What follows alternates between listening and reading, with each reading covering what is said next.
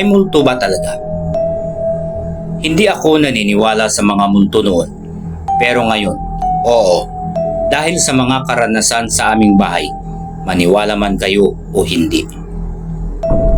September 26, 2010. Ang araw na ito, siguro, nagsimula lahat ng pagpaparandam sa aming bahay. Ever since nung bata ako, wala pa akong nararamdaman sa nakalipas na taon.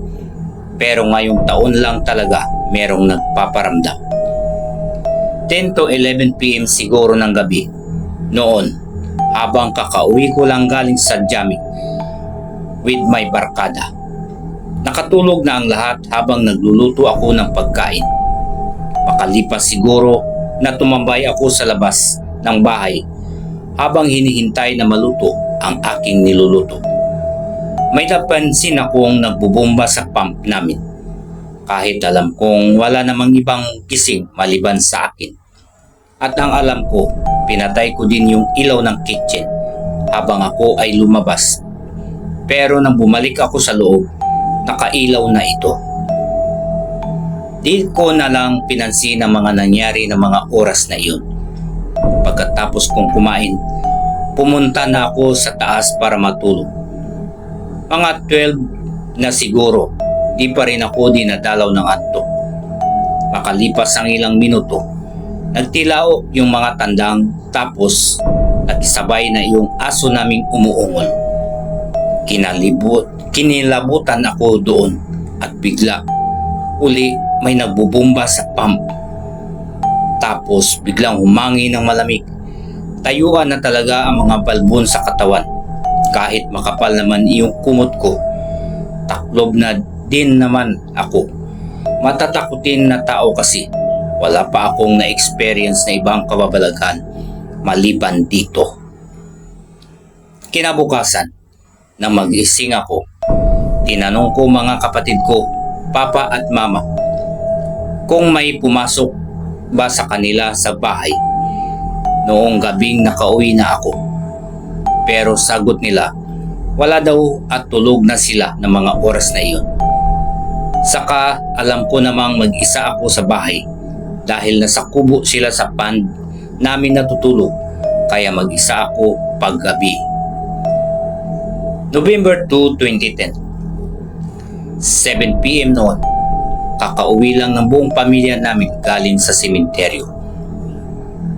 Pagka-uwi namin, magtitirik ako ng kandila sa palibot ng bahay at sa lahat ng nasasakupan naming lupa. Nagsimula nga ako sa likod ng bahay. Doon una akong magtirik. Nang sisindihan ko sana yung kandila, bigla na lang namatay ang ilaw. Kahit wala namang hangin o anumang bagay na ikamamatay ng ilaw. Sinindihan ko ulit. Ayun, umilaw na habang ito ay umiilaw. Bigla na lang tumayo ang mga balahibo ng buong katawan ko. Kaya nagmamadali na akong umalis sa likod ng bahay. Tapos ko nang magsindi ng kandila sa palibot ng bahay at pumunta naman ako sa pond namin. Tanging flashlight at yung ilaw ng cellphone ko lang habang nagpapamusic ako.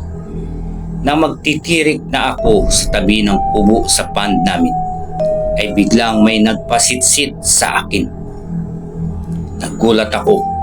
Nilingon ko lahat pero walang ibang tao doon maliban sa akin. At sa pangalawang pagkakataon, may narinig na naman ako. Pero sa pagkakataong yun, may malamig na hangin na dumampi sa buong katawan ko at umihip ang napakalamig na hangin. Sa takot ko, minadali ko na lang ang pagtirik ng kandila at dali-dali na akong umuwi ng bahay. January 13, 2011. Umaga noon. Ito na ang araw na hindi ko talaga makakalimutan sa tanang buhay ko. Habang umalis lahat para mamasyal sa bayan, nagpaiwan ako kasi nababagot ako. Yun nga, mag-isa ako sa bahay. 3 PM, naliligo ako habang yung aso ko biglang umungol. mismo sa loob ng bahay namin. Kaugalian ko na dalhin sa loob ng bahay ang alaga kong aso pag wala akong kasama. Nabitawan ko bigla yung hawak kong sabon at dali-dali akong naligo para tignan kung ano ang nangyari. Nang matapos na akong maligo, lumabas ako ng banyo at hinanap ko yung aso ko. Pumunta ako sa kwarto, sa baba. Nandoon nga yung aso ko at nagtaka ako ba't ganun. Andun siya habang di naman siya pumupunta dati-rati sa kwarto ko. Habang nagtataka ako, biglang nagsara yung pinto ng kwarto ko. Nagulat ako ba't ganun kalakas ang pagkakasara. At doon, umungol mismo sa harap ko yung aso ko.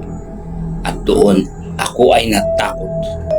Lumamig ang paligid at pagkalingon ko, may babae na lumulutang sa harap ng salamin. Nakaputi ito, walang dugo, wala ding muka. Mga ilang segundo, tumahol iyong aso ko at doon, nawala yung multo. Di ako makapagsalita sa nakita ko. Guni-guni ba lamang yun? Umalik mata. Di pa rin ako makakilos ng ilang minuto at nang mahimasmasa na ako, lumabas na agad ako sa bahay kahit naka-boxers shorts lang ako. Pumunta na lang ako sa bahay ng lola ko para magpakalma. Iniwan ko na rin bukas yung bahay kahit walang nagbabantay. Mahirap nang mag-isa ako ulit doon, baka magparamdam na naman. Pero ngayong January to March, nagpaparamdam na lang ito sa aming bahay. Patay sindi ang ilaw minsan. May kumakalampag na mga paa sa taas ng bahay nang wala namang tao. Ang alam ko lang, hanggat di sila nananakit, okay lang. Pero pag sa punto na nanakit na sila, ito na yung masama. Wala namang namatay o anumang history sa bahay nang ipatayo ito. Ba't ngayong may isip na ang tao, saka sila magpaparamdam? Meron ba silang gustong ipahiwatig? O ganun, malay natin may gusto lang silang sabihin. Maraming salamat po sa pagtangkilik at pagsuporta sa channel na ito. God bless everyone.